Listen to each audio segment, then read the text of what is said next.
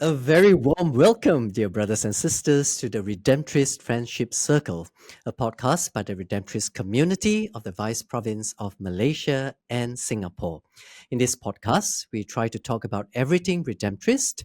We try to introduce you to the Redemptorists around the world and try to talk about interesting and current topics in and around the Catholic Church.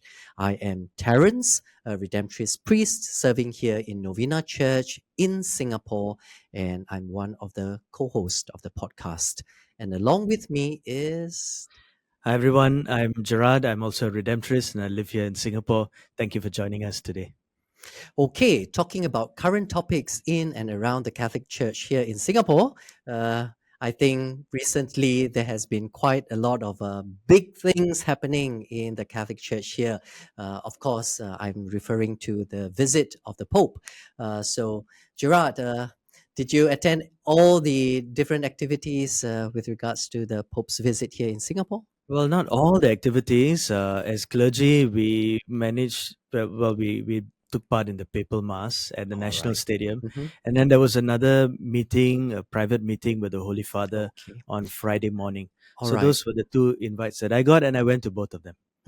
So I think one of the most important question that people tend to ask, did you manage to shake the hand of the Pope? No, I did not. No, I did not. Two chances and you didn't. Oh, well, at the National Stadium, it wouldn't have been possible. Huh? Yeah, The next yeah, morning you're right. at the clergy mass, or not the mass, the clergy meeting, I was about on the fourth row, I think. And then when the Holy Father came down from the altar of the old seminary chapel Mm-hmm. to take his place, to take the group photograph, a lot of priests rushed to him and Yeah. took selfies and were shaking his hand and all that. So And you were just being a gentleman and I just stayed at the back and I got into the photo, but I can barely be seen in the photo. It's okay. well, I was occupied with something, so I didn't go for that meeting with the clergy. But I did hear some rather funny stories Yeah. about the priest acting very unpriestly like, or trying to get close to the Pope. Okay. It But yeah, wasn't so bad. It wasn't so yeah, bad. yeah, Yeah. yeah. But it was a fun morning. Okay. We had a wonderful breakfast laid out for us. Hmm. We all had to be sent there by bus Yeah. because no private cars were allowed. And it was a nice event. Actually, it only took about 12 or 13 minutes that we Hmm. actually were with him. Okay. uh, Cardinal William Goh gave a short introduction, and then Pope Francis, just spoke off the cuff, Hmm. and he basically was talking about us in Yeah. our ministry being Okay. pastors to the flock. It was very inspiring. I All think right. for me, it's a lot. What I enjoy is listening to him. For Okay. me, to be there and listen to him is for me the most important thing, and I Yeah. like that.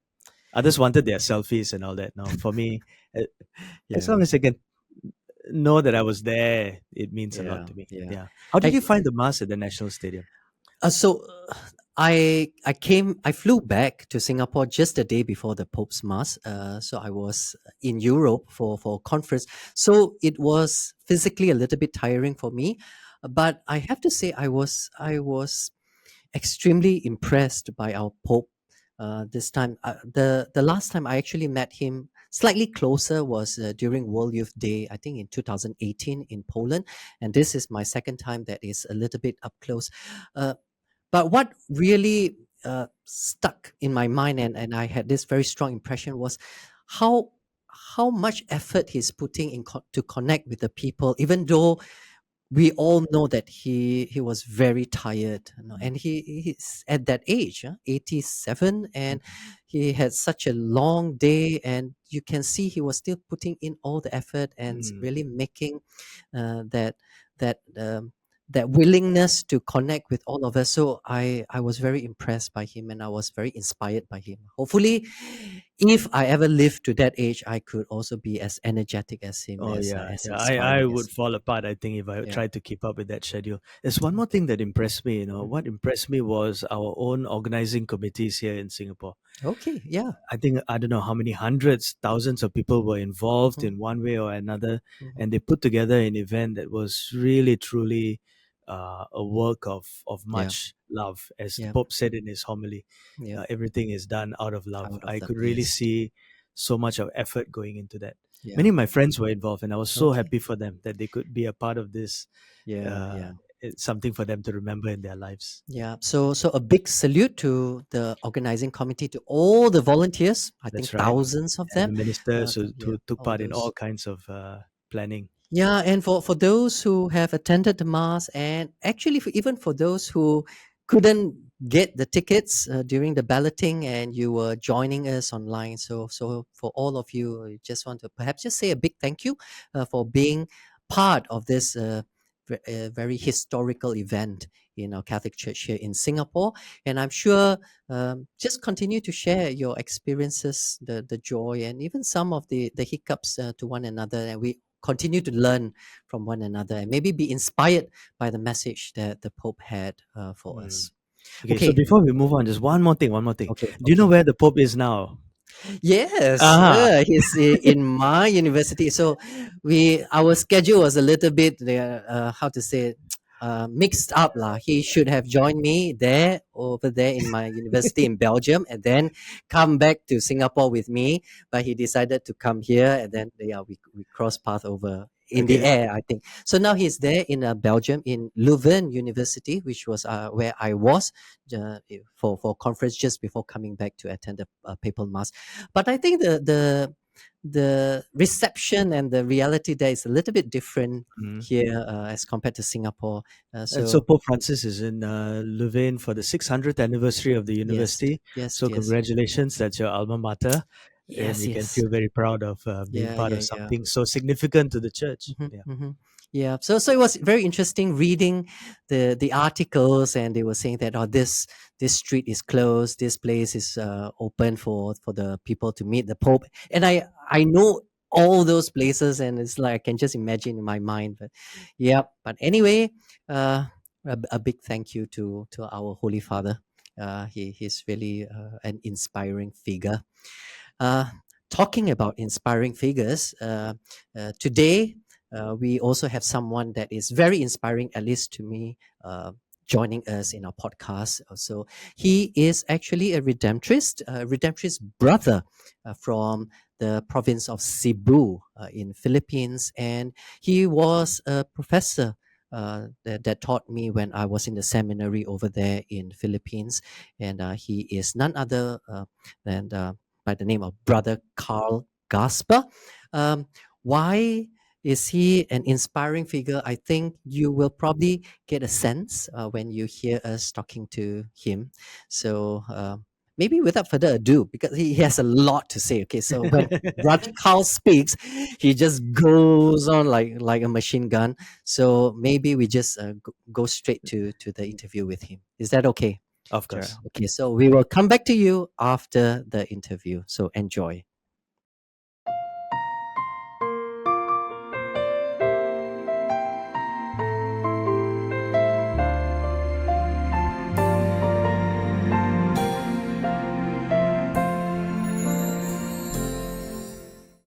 Okay, dear friends, let us put our hands together and welcome Brother Karl Gaspar. Really warm welcome, Brother Karl. I have been really looking forward to this conversation with you. Before we make Brother Karl speak, I will share a little bit about Brother Karl.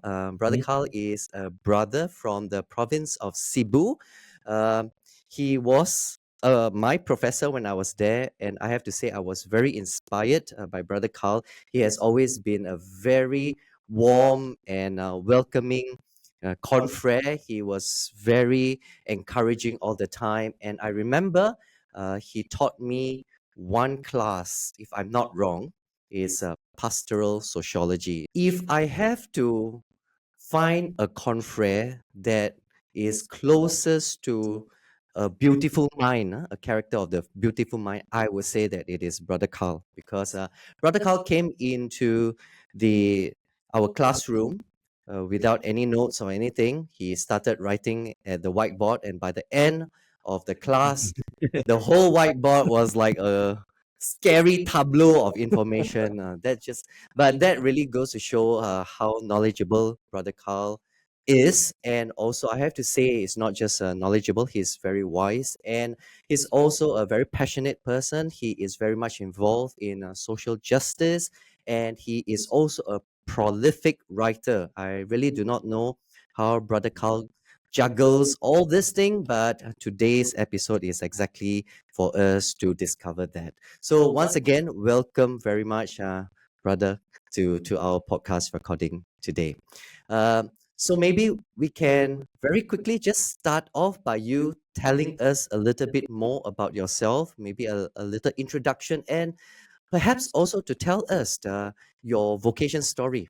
What has actually attracted you to the Redemptorist and how you finally became a Redemptorist and a brother in the Redemptorist. So the floor is yours, brother. Thank you very much, Terence.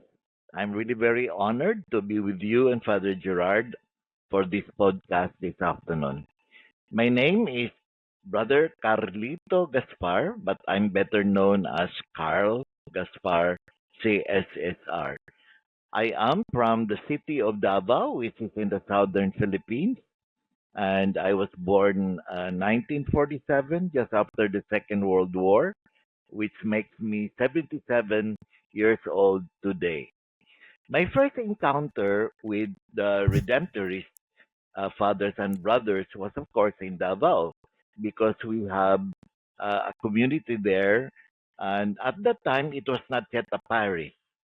It was a shrine of our Okay. Mother of Perpetual Help, and it was a base of the mission team that went around southern Mindanao. In 1967, when I graduated from the Jesuit University of Ateneo de Davao, we were required to attend a senior retreat. This was usually how we ended our 4 year college. But they separated the women from the men, and the young men went to the monastery of the Redemptorists because it was known already to also have a retreat house.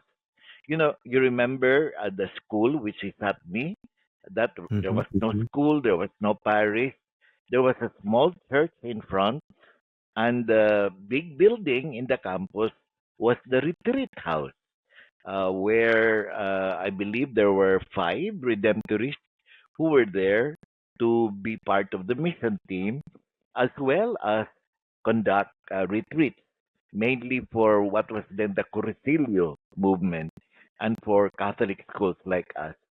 So that's where I was able to meet the first Redemptorists, and it was because of the retreat ministry of Mhm, the Redemptorists, which of course we are known for, because we have a number of retreat houses, and today we still have about three of them. Although Davao is no longer a retreat center because it's been converted, especially today, into the Theological Institute. Mm. And because the parish was set up, there was a need for the rooms in the monastery for the various needs of both the parish and eventually the Theological Institute. I But see. that was 1967. But it took a long while before I was able to meet the Redemptorists again. Because immediately after I graduated from college, our generation at that time, the most wanted opportunity then was to go to the big cosmopolitan city of Manila. Manila, of course, mhm, attracted all the young men and women who had whatever ambitious plans for their mhm, future, because while I was beginning to think already of my vocation, and it was always to become a brother, because earlier in high school I had applied to be a member of the Brothers of the Sacred Heart, but that didn't Mm. materialize. And in college, I applied to the Jesuits to become a Jesuit brother. Mm. That also did not materialize. And so my plans changed radically, and I went to Manila. And when I reached Manila, it was to be able to find a job, a lucrative job, because at that time, with a college degree, it was easy enough to be able to get a job in Manila. So I did. I was able to get a job, with the SVD, the Society of Divine Word Mm-hmm. congregation. They had a magazine at the time, which was a monthly mission magazine, was called The Mission, and they needed a staff writer. And I've had some experiences in writing in college with the campus newspaper and so on. And that's why I had a bit of a skill. And the director of that center thought I had the necessary writing skills to be able to write articles for the magazine. At the same time, I was also very interested to enroll in a graduate school. And at that time, it was possible to combine work and also studies because the demands for graduate studies was not as very heavy as those in college. You could do it in the evening after work. I got a scholarship to the Asian Social Institute. This was a very highly specialized graduate school that only offered economics, sociology, and social work. It was founded by a Dutch CICM missionary who was a sociologist, and he Mm-hmm. wanted to bring young men and women to be equipped with research skills and teaching skills as well, where the graduates, would be able to contribute to nation building. And so I got attracted to that vision of the school. And besides, I was able to get a scholarship. So I took up a Master's of Science in Economics. And I finished that in 3 years after I defended my master's thesis. Once I was finished, I thought I had enough of Manila after 3 years. So I returned to Davao. And because I was still very much attached to the Brothers of the Sacred Heart and my alma mater, which at the time was called the Holy Cross Boys Department when I was in high school, but had changed its name to Corriezo College, which is located in Digos, 60 kilometers south of Davao City. I Mm-hmm. only agreed to do that for 1 year because the school was going to apply for an accreditation with this government agency, and they needed someone to head the research team to do a survey of the province that would guide the strategic planning of the school. Immediately after that, I because I wanted to work at the grassroots. This was the vision of Father Semden when he founded the Asian Social Institute, that we all return to the countryside and do our share there of social action. But because I think I was still very much interested in connecting to a missionary sort of an orientation, I accepted an offer from the Marinol missionaries. At the time, they Mm-hmm. were all Americans coming from the United States because they never really welcomed Filipino vocations. No, instead they Mm-hmm. would promote local vocations for the diocese.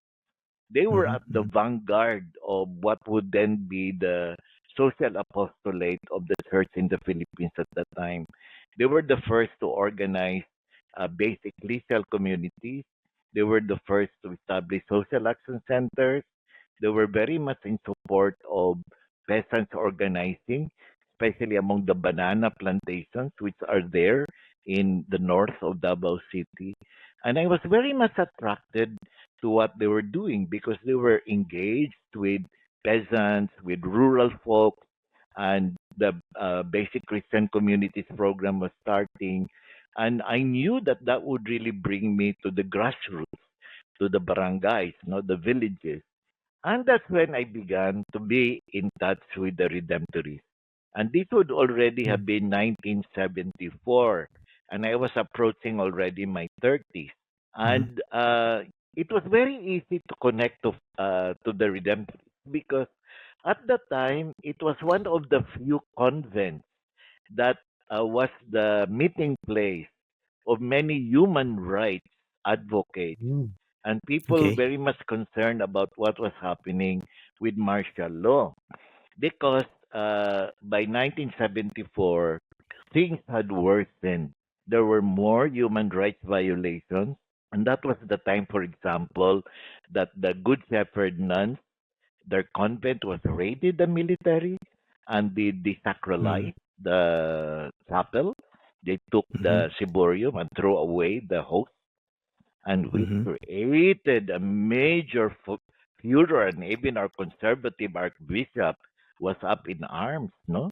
I did that work with the Mindanao Silo Pastoral Conference for 3 years, and that brought me closer to the Redemptorist. But I became so militant that I got arrested again.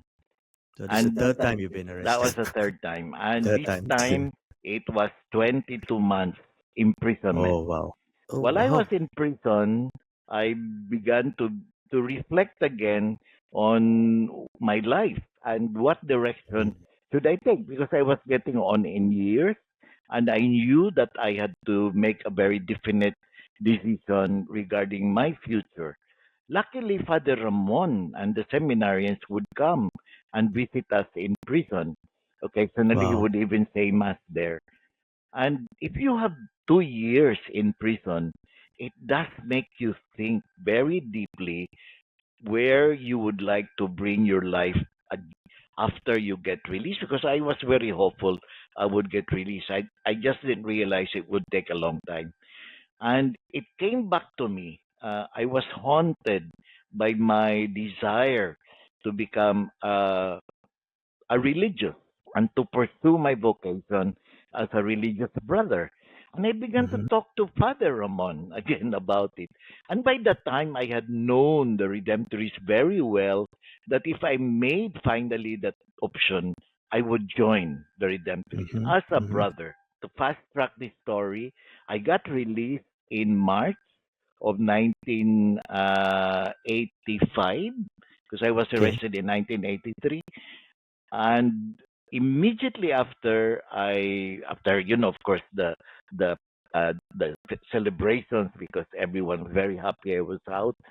And I even attended, because I went to Manila, and I attended the first profession of Father Chudi Holgado, and I met so many other redemptorists.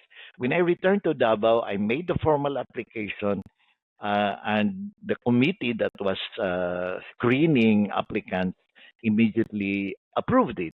And within 3 months, I was already in the postulancy program in mm, Bacolod City.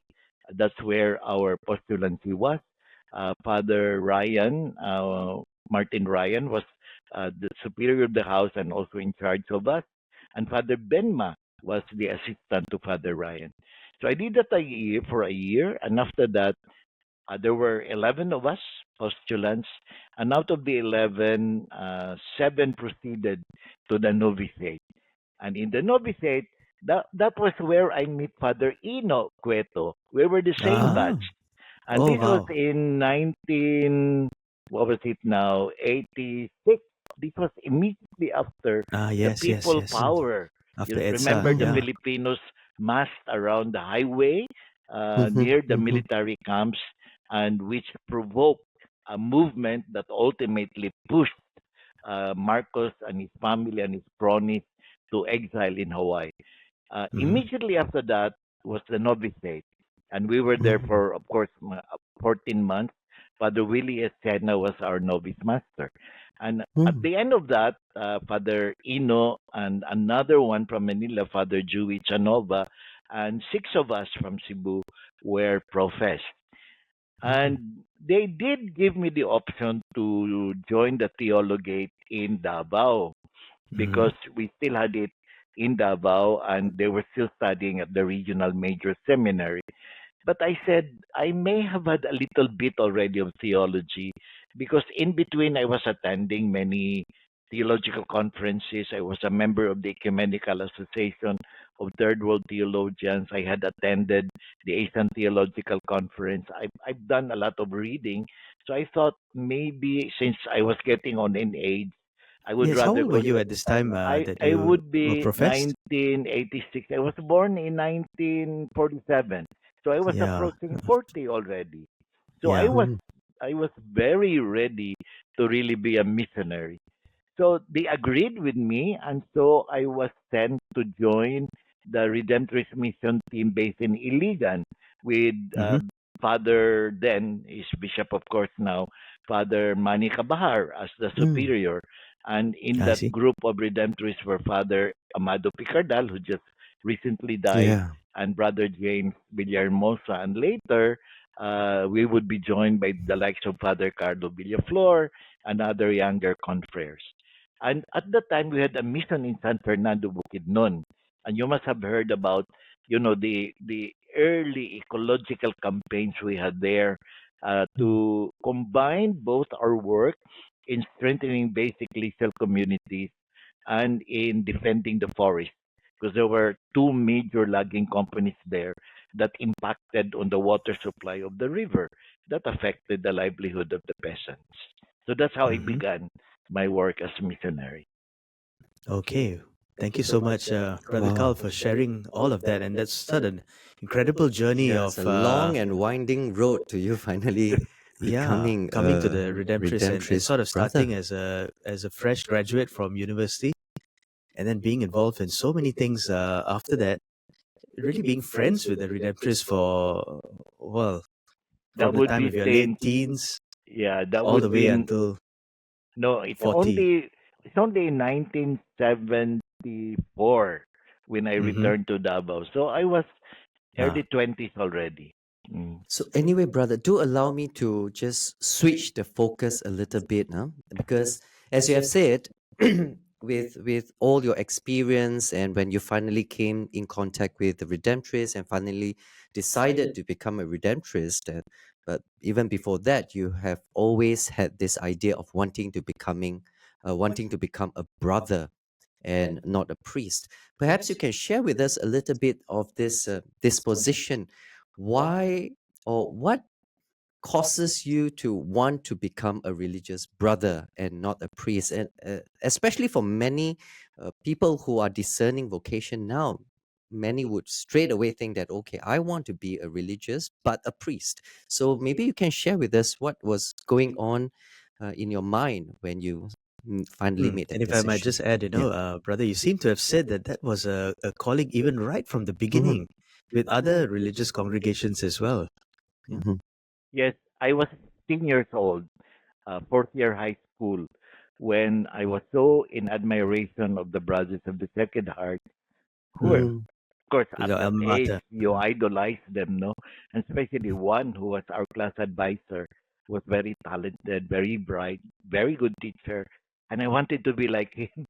And I saw my future as a teaching brother, and I did apply, but my father was against it.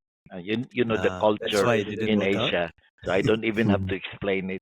So that didn't work out. And when it came back 3 years later, I was already with the Jesuits, and again I idolized the Jesuits, and I befriended one brother who was an ideal person, and between our conversations I did apply and they accepted me, but Mhm. again it didn't work out, so it was always there.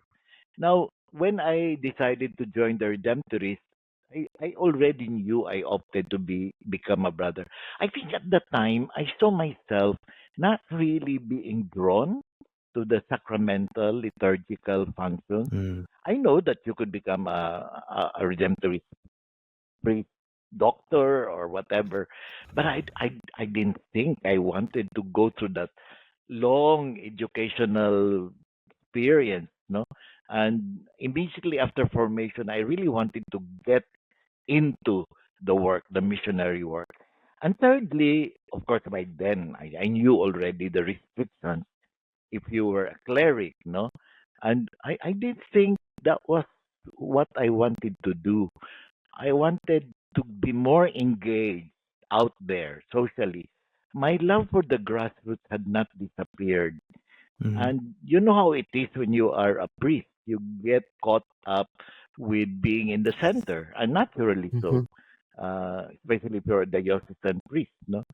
And even if I know that the Redemptorists are out there in the villages, nonetheless, I just thought that being a brother would free me from that work, which of course I consider very important, and to supplement what priests could not do, because Mm, there are certain things that priests cannot do that a brother could do, and even if the opportunities for that, because even at the time among us redemptorists, most of the brothers were still confined to house apostolates. No, very yeah. few. Although brother Joel, uh, brother James were already out in the missions, and you can tell they have specific functions to do in the mission, especially when it comes to finance, it comes to property, things that you need to do, need to prepare, which takes a lot of burden from the priest, Mm, confreres. Mm. No? But I wanted to explore it even further. mm, And I knew that my academic background and my work experience could allow me to do that. And I was a matured man already when I joined, and I believe I had negotiating skills with the mm, superiors, and I was confident enough, no, that this was a direction. And even when I was talking to Father Louis and Father Ramon, who were like my early formators in the Redemptorist, they assured me that I had a place in the Redemptorist. So I felt a lot confident to do that. And so when profession day, of course, during the novitiate, you finally make up your mind. And from day one, I knew already. Even Father Willie and Father Keenan would continuously ask me, "Why mm. don't you want to become a priest?" I said, Mm. "Fathers, I told you already that day one, I've already thought of this." Yeah. So they finally accepted that. So on my day of profession, everyone knew that I was going to be a brother all my life. That's really great. So, brother, can I ask you to respond to this statement? Because I think for many people, when they think about the vocation of a brother, they will have this very stereotypical understanding that brothers are quote unquote a little bit like second class citizens. They are normally given the more menial jobs in the Yeah, congregation, you and mentioned house apostolate just now. yeah, and we also hear stories like when someone come with all the passion in wanting to become a redemptorist priest, and they are not doing very well academically or in certain areas, then there will be the suggestion, why not you try becoming a brother? So I think over history there might have been a kind of how to say,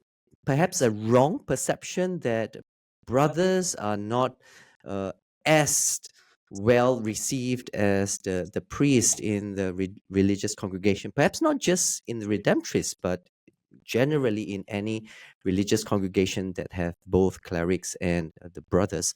So, how would you respond to that?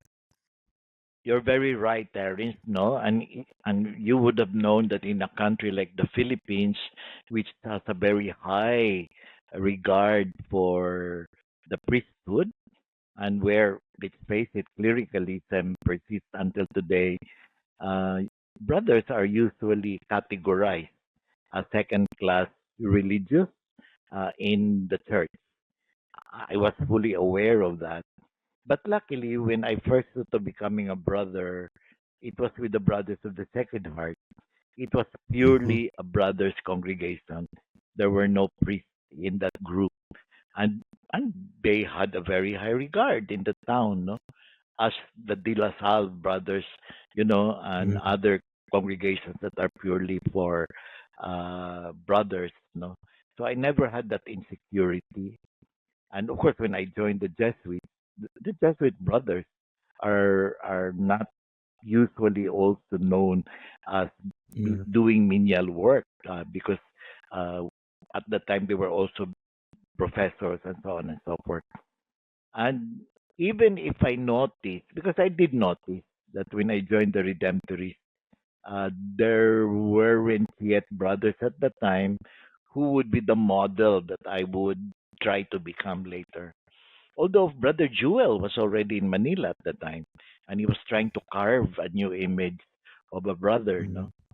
So I knew that it was. That's why I told you I had to be assured by fathers Louis and Ramon that there was a possibility that that construct of the traditional brother, even in the Redemptorist, could gradually change. No? And I was confident enough that it could happen. And even then, Mhm. I knew because the brothers were meeting, no, and I knew I was listening to the stories, and many lamented the manner that they were treated, no, Mhm. and because it was the context of the time, and it's very difficult to make judgment against our older confreres, no, who had Mm. no idea that these Mm. models could gradually change, no, And two because of they them were so tried to used. convince you not to go ahead with priesthood. Yeah, Yeah. they did. Yeah.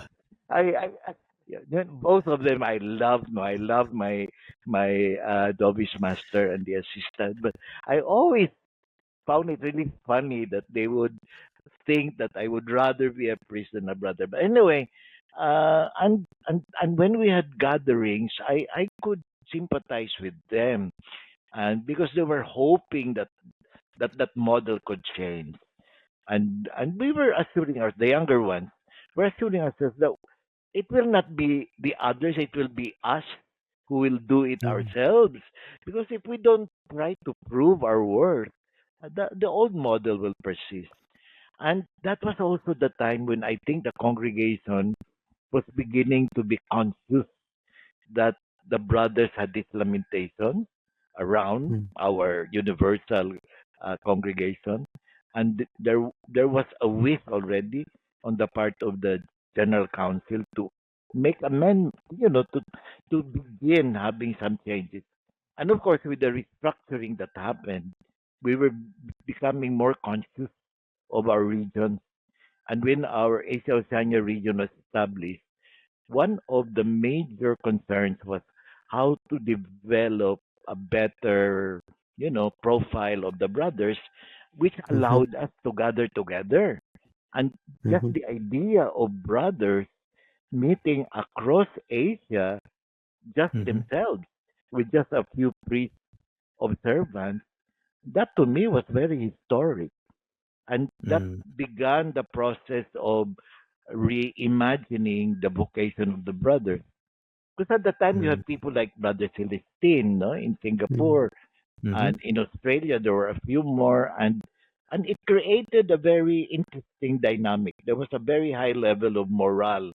In fact, I remember when we met in Vietnam, because Vietnam was still very highly traditional at the time, Mhm. and understandably so, no. And we had dialogue with the young brothers. They couldn't imagine the likes of Celestine and brother, what was Yeah. his name in Australia, and We Neither could we myself. we. we can't imagine the likes of Celestine as well. Exactly. Yes, you're right. Yeah. And we gave them hope, but the leadership after that conference was a bit intimidated by what happened at that conference, and unfortunately, the young brothers had very little guidance how to go about the process of changing the minds, and they felt so frustrated. Many left.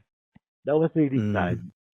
But Yes. hopefully, I think that Mike. awakened our conference in Vietnam to review what they were doing with the brothers. No? Mm. So, in fact, there is a new spirit that has arisen. And after me, the few ones that have entered are following this model now of being a brother. Mhm. So of course, uh, both our provinces here in Manila, and I'm sure it's happening in Asia Oceania, and it's certainly happening in Latin America. Because when I was a member of the Brothers Commission in the past sexennium, we had a meeting in Sao Paulo with Father Sergio Gomez, who was the member of the council assigned to us, and they had a Mhm. Mhm. fantastic program there. I think Okay. the provinces there of Brazil and a few others, because they have, I think there are two or three provinces that are experimenting on a joint brothers Mm. formation program, separate from those that are being formed as priests, no? And we were there, and they have a center, and they had six brothers, and it's a very different model of the formation program. And that's the one that went into our document that eventually was issued by the general government Mm-hmm. on the new ratio for the formation of brothers. So I'm very happy that in my own lifetime, no, and I'm proud of the fact that perhaps at least here in the Philippines that I have been able to help reimagine the brothers because it was actually happening in many other units, no. It just took a little bit of time to for us to come together. Mm. Now, Yeah. if I might share something, Terence and Yeah. Brother Carl, I've met a number of people over the last week, just normally going about life. And I don't know how many times I've been asked this last week, "Oh, Father, which parish are you in?" No? And when I try to explain to them that I'm not in a parish, I'm actually living in a house where there is no church, and most of my life is not of parochial work, people are rather stunned. Some time ago, somebody even thought that I'd left the religious life or left the priesthood. No? So this is very strong. And I wonder whether you can share your opinion that maybe we don't really think of a differentiation between the priesthood and religious life. They almost are one and the same thing. Yeah, that we still have a long way to go before we can Yeah. help our parishioners and the faithful to understand the importance of religious life apart from being a priest, a diocesan priest, and so on. And the idea that we are not attached to a church, mainly to be concerned about sacramental and liturgical Mm, activities of the church, is still not easily grasped because the visibility of being a priest attached to a church and saying mass and performing the sacraments remains very strong, no? And that's why I like being in the missions in the rural areas. It's a lot easier for the people to understand that because they actually see us in that kind of living in community and not attached to the church. No, even if there's still a parish priest there, because there always is. We don't really run parishes in the missions, no. Then they see us differently, and then you can explain it more thoroughly. And it doesn't need very sophisticated explanations, even for mhm, ordinary rural folks, no, to understand. And that makes them a lot more comfortable in your presence. That high prestige that they used to always recognize with priests, no, as if to invite them for a meal, a simple meal, is unthinkable. Mhm. And yet they say as both priests and brothers and even lay people who can easily adjust to the circumstances, and that completely changes their construct in their mind. And and I think they appreciate that even better because at the human level they can be better able to relate, tell their stories, and ask for advice without having to be embarrassed or ashamed even, no. mm, And and I that's why I always found it a lot more interesting, a lot more enjoyable Mm. to be in this very rural hinterland places, and that's why I did make an option, and my superiors have always known that I joined the Redemptorist to be with the missions, no, and as long as my body can do it, I would do it. Yeah. The only exception was not me, because I was mhm, also convinced that we needed to do that, and within the circumstances Uh, of how it Sorry. So happened. this is just for the listeners. Set me is actually our theologate. So it's a St. Alphonsus Theological and Mission Institute, of which Brother Carl went there to teach. And I think for a period of time you were the director, I or was were you? I was there in the beginning because Okay. Father Noel Gartland recruited us. I was one of the Mm-hmm. first faculty member. I taught Mm-hmm. until Yeah. for about more than 20 years. And I was Yeah. assigned here in Cebu, but Sister Mm. Miriam had resigned, the dean, Okay. and they All right. needed somebody immediately. So I Mm. became dean. So I was never you were the director. I dean. was dean. Okay. Dean. All right. Okay. And our students from our vice province are still studying there Yep. now. Yep. So Nicholas and Henry have just started their first year Mm-hmm. of theology there as well. And Terence is one of the esteemed One of the graduates. products, Him, Eugene, Father him. Francis, Father Robin. Yes, Yeah. right. Actually, I have to say this. I think the Redemptorist congregation is very blessed to have a brother like you, Brother Carl, to be in our midst to kind of help a lot of us to really break the kind of a stereotype understanding of what a brother can be. Uh, Personally, for me, I think a brother, someone who wants to aspire to be a brother, they need to have a stronger sense of identity to go through the whole formation process and continue to be a brother. Now, even with uh, characters like you, Brother Carl, and many very inspiring brothers around, we do still see that in the Redemptorists, especially the numbers of the brothers are quite drastically declining. I wonder if you have something to say about that. Is this something just gonna be a reality? Do you see a possibility of it changing? And what would your take be of this situation? Yeah, I've reflected on this question, no, because since I joined, we have not been able to encourage young and not so young men to consider this vocation. But I know for a fact because I continue to interact with many other religious congregations in the Philippines that this is not just our reality, but even congregations like the Brothers of the Sacred Heart, the Elixian Brothers, the De La Salle Brothers, even if they can fully concentrate recruiting just brothers to their congregation, it's not as if their numbers are also increasing, no? In fact, Mm-hmm. some of them have been decreasing, like the brothers that I first knew, the Brothers of the Sacred Heart. They've had a few Filipino vocations, but there's only been very few, and even the numbers coming in are not so many. Now, if that is happening to congregations that are purely brothers who can put all their resources and attention to recruiting brothers, it would even be so for congregations like us, Redemptorists, who are both uh, priests and brothers. Clerics, yeah. And this is, of course, a reality that we have to face. And we have questioned this during our meetings of the Brothers Commission for the 6 years, no, which got delayed or it sort of, for the 6 years, unfortunately, the last 2 years had the pandemic.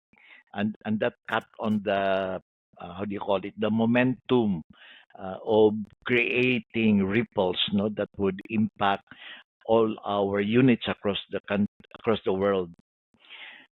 Because every time we met, and of course you have Brother Larry there, who is of course now in the General Council, we had very articulate members in that commission, and we all more or less we had many similar uh, experiences as we were holding on to our vocation as brothers and very articulate, even if we needed translators because not everyone were fluent in English. No?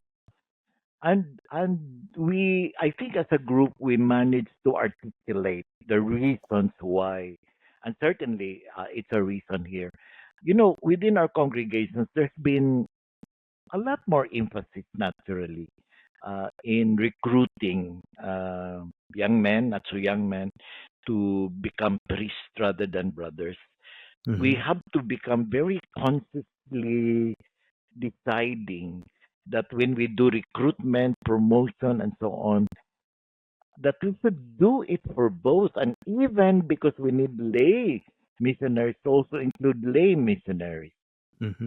Unfortunately, in a highly clerical society, still like the Philippines, because where do you And recruit? Malaysia and Singapore as well. Okay, in in Yeah. in recruiting, you tend to go to schools, parishes, because again you have this bias against going to the countryside because the schools in the countryside are not up to a standard. If they take exams, they will only fail, so you're only frustrating them. We have not been able to open up possibilities so that there's a certain level of what openness to anyone who might think he has the vocation Mm-hmm. because we are not all privileged in third world countries, no? Not Mm-hmm. everyone like us have a possibility to go to a Catholic school in high school where vocation can be promoted. And even our actuations, there is a tendency to highlight more the vocation of the priest, no? Unconsciously, I'm not making any judgment against our converts, but if you are in this highly clerical context, that tends, and you don't have time anyway to explain, no? The tendency is to highlight vocation to the priest. And that's Mm-hmm. why it is a worldwide. That's why part of why I'm not depressed when I see the numbers, no, it's because you have to accept the reality that the world is changing. And it's Mm. not only the vocation to the brothers, it's vocation in general. Because Mm-hmm. even those wanting to become priests is also going down. And which makes us think that, and that's why I love Pope Francis, no, because he's seeing the future in a manner that's trying to do some whatever changes, and yet he knows that there's going to be, negative reactions, and there are already negative reactions to him. But I think it's bringing the church into a new awareness of what is the context of the world, the changes that are happening, and the old models, because some of the remnants of the old models of vocation and formation are still with us because they cannot be changed radically so easily, no? And I think there are hindrances still to develop new models because I'm beginning to think, I've thought of this for a while already. Why is it that there are still a lot of lay people who are into human rights and justice issues Mm-hmm. and environmental concerns and taking care of the sick? They're not disappearing because the numbers are never big and we can never really think of millions, no? But those who are there are still very inspiring. I talk to some of them because some are postponing marriage, no? So naturally, as you try to convince them that there are possibilities of vocation and so on, said, you can still do your work and be a brother. You don't have to be a Mm-hmm. priest. So, brother, perhaps before we let you go, we would like you to, after all your reflection, share with us what would you say or inspire those who are still giving the religious life a chance, those who are still considering the possibility of joining the religious life, or even possibly thinking of being a brother in a religious congregation, in, for example, in the Redemptorist congregation, not just in Philippines but for anyone around the world. What would you have to say to them? Young people now, even the millennials and the Generation Z, and even those that are in their 30s and 40s, the reality is still young people are yearning for meaning in their lives. Maybe they're not great numbers, but this has always been the reality of humanity. There are young, not so young even, men and women who perceive that they want to have something more than earning money and enjoying life and having good time. There's something in them that makes them realize that there is something out there that can provide them a more meaningful life, and yet they can enjoy life and have fun, no, and grow. Based on my own experience, young people out there, the religious life remains one possibility for you. You just have to be realistic about your expectations and not romanticize, Mm. like you would romanticize St. Francis of Assisi when you see Brother Sun and Sister Moon. I can assure you, my life since I joined the Redemptorist has been happy, has been full of meaning. Of course, there's been struggles, there's been difficulties, but what kind of life does not have? Even the most famous Hollywood stars even have worse difficulties and struggles than many of us. Why? Because we provide you with a location, with a space where some of your dreams might be pursued. And if you try hard enough, they can be fulfilled even before you die. And there are good people who join religious life Mm. with whom you can establish brotherhood, and you can share a lot of thoughts, and you can be intimate with, even share your dreams and hopes and struggles, which are difficult to do when you are out there and lost, especially if you're in an urban center, no, where people Yeah. have no time, because religious life provides us time.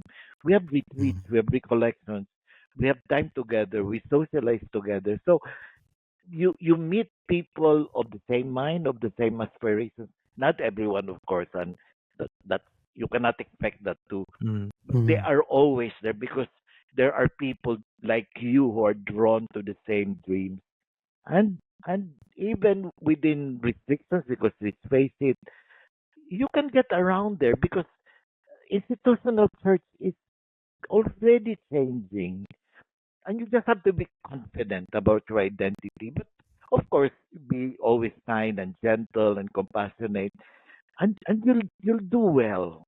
And I Mm. tell you, towards the latter part of your life, you are also well taken care of, and that's a very realistic expectation. Yeah. Look at me now. I mean, if I were out there, I would be very insecure about where I would be, and yet the congregation, that's always top priority. We take care of our brothers, Mm-hmm. and the more Yeah. needy they are, the more we would want to pay attention, and that is why we really do, and that's why you will never be alone. and Okay. and this is the tragedy of our society. The structures of our society, our lifestyle, and so on, can push you out there all Mm. alone, Yeah. lonely, and so on. But community life, religious life, can provide you that. But it's not. I can also say it's a bed of roses, but life is like that. I mean, Mm. happiness doesn't drop from the sky, but it can be there. It's up to you to make Mm. Thank to you. do as best as you can to live happily and meaningfully. And so I like that line that you started with, that the religious life could be a possibility for you. Yeah. And you've been talking about how if you don't feel called to the priesthood, to that sort of sacramental ministry, there is something there for you still, to live out a meaningful life Yeah. within the consecrated life. Yeah. So thank you so much, Brother Carl, for leaving us with that very hopeful and very realistic message. There's still a lot of things that we want to talk to you about. In fact, we haven't even touched about your crazy volume of works, Writings. your writings. Just a quick one. How many books have you written so far? I think 30 plus. Okay, okay. Okay. Anyway, we're going to put a pin on that. And I think perhaps, hopefully, in the near future, we're going to call you back again because I think there's so much that we can hear from you and learn from you. But as of now, we really want to thank you very much. I hope you don't mind, Brother Carl, that I'll tell our listeners. Actually, Brother Carl is also, uh, you can see that he's still very active right now, but every week he's going for his dialysis. And, because of this, also, we have to find the time to fit in exactly at the right time so for Brother Carl can be available to come and talk to us. So, please take good care of your health, Brother Carl, because we still want you for many, many more years in the congregation, and we still want to invite you back here so that we can really listen to way more of your inspiring sharing and your reflection about being a person, being a redemptress. We're gonna say goodbye to you now, and but really, hopefully, very soon we'll see you again. Okay, so Yes. bye bye. Thank you. Bye bye. Thank you, Brother Carl.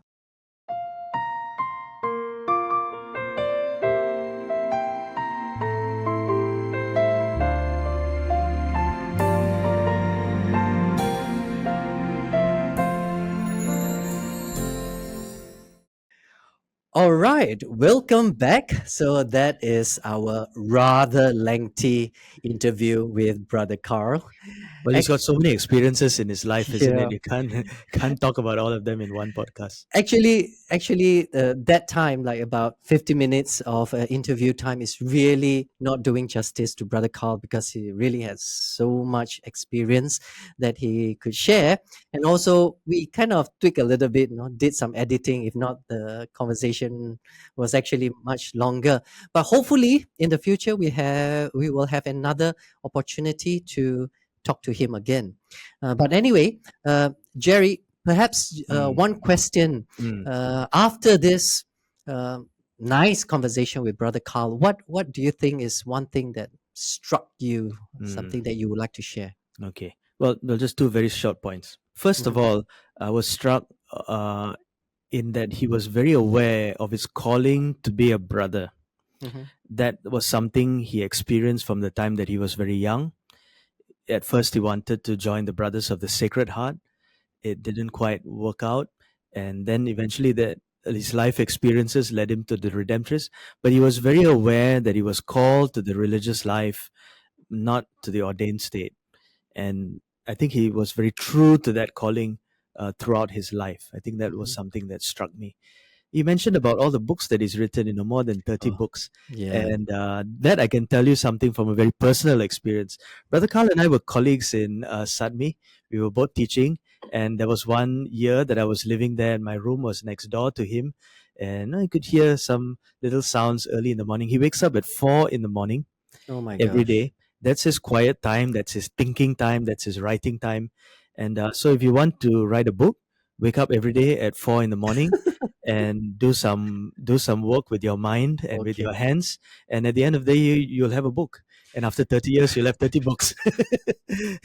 So I guess my dream of writing a book will never become a reality. Okay, just wake up 1 hour earlier than what you normally do. You'll Uh, get there eventually. yeah, yeah. Anyway, yes. Personally, for me, I've got to know him the moment I arrived in Davao to start my seminary studies, and he taught me in my first semester there.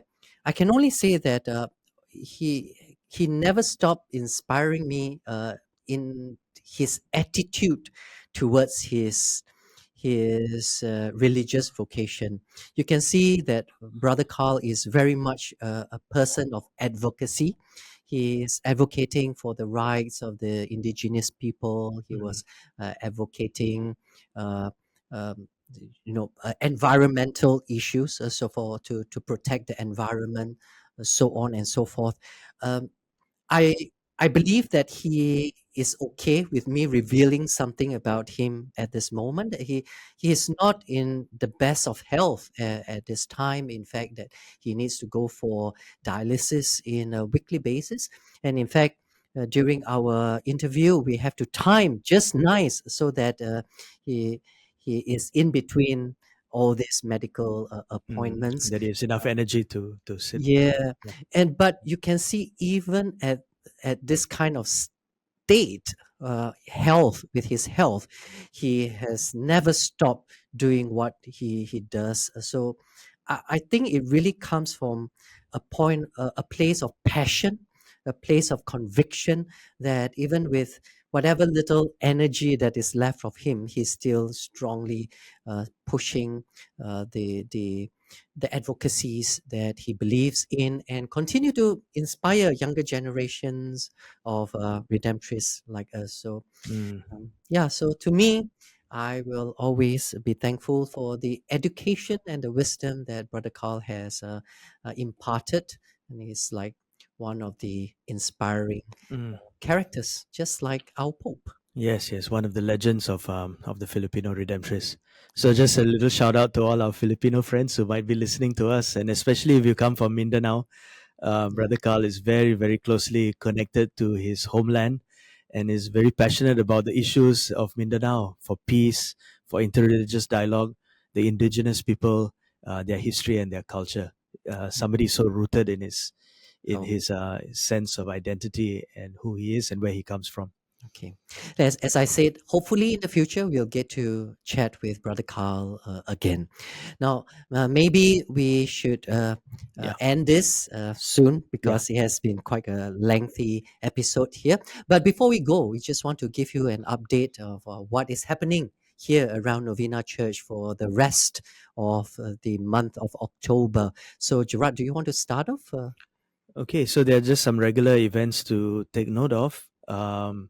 First of all, on the 18th of October, there'll be the These prayers, Which is just to remember, it's always on the third Friday third Friday of at the 8 month. p.m. Okay. Hmm. After that, there's also on the fourth Friday, the monthly praise and worship session on the 25th of October. So do join us for that. Okay. Now, I believe all of us would have already known by this time when you are listening to this podcast that October is also the Rosary month. So, before all the evening masses at 6 p.m., we have our Rosary recitation. So, if you are free, do come and join us for a Rosary, and then join us for evening mass. And then the big celebration for the Redemptorist in October will be, Gerard, what is that most famous scene by Oh, I went to the look this up Redemptorist? and I was wondering Yeah, who you were talking about the last time. I went yeah, to yeah, look it yeah, up and yeah. it's Saint Gerard. Saint Gerard, Ah, yes. So okay. that's 16th of October on the Wednesday. It will be the feast of Saint Gerard Majella. So we will have mass at our regular times on 12:15 and 6:30 p.m. But if you come for the evening mass, you might actually see all, if not most, of the Redemptorists from Malaysia and Singapore Mhm. present for the evening mass. Why? Because we are having a conference here. Everyone will be around, so all the priests will be requested to concelebrate in that mass. So if you like to see all the Redemptorists, come and join us for that mass. And after that, at 7:30, we will have a very special prayer service for Saint Gerard Majella's feast. So do Yes, come and and of join course, us. Saint Gerard is a patron of mothers and children. Yes. So invite people who are passionate about this. There's some intention you want to pray for, Mhm. couples who are praying for the gift of a child, women who are expecting. You want to bring your whole family along with your children. Do that, and you're there to pray for somebody else, for your family Yeah. members or friends. Come, there's so much that Saint Gerard offers through his intercession, and it's a lovely story, a lovely saint. So do join us for a wonderful evening to celebrate family and life. Mm. So, and as we have mentioned just now, the fourth Friday on the 25th of October, we have our monthly praise and worship. But that is also a very special day for Novena Church, because 7 years ago, on the 25th of October, we have the opening of the new church here, and the new church of St. Alphonsus, and we had the blessing. So it's our seventh anniversary.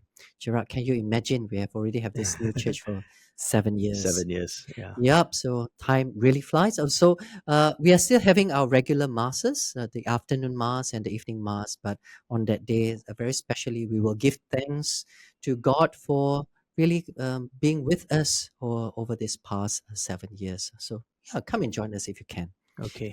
And one last one. On the last day of October, on the 31st of October, it will be Deepavali. So a very happy Deepavali to all our Indian brothers and sisters who are celebrating this feast. Gerard, do you want to say something? Yeah, so just on public holidays, masses are at 9 a.m., Mhm. but not in the evening because that's the vigil for the All Saints Mass. So they'll be at 7:30 p.m. Okay, so just remember on the 1st of November, it is All Saints' Day, and on the 2nd of November is All Souls' Day. So it's a time for us to remember the communion of saints and also to remember all our departed brothers and sisters. So, with that, I think maybe we can just say a big goodbye to our listeners. I think it's quite a long episode for all of you. You must be tired. So, maybe we will just say goodbye for now and hope to see you again very soon next month for our next episode of Redemptorist Friendship Circle. Okay, take care. Bye All right, bye. adios. Au revoir.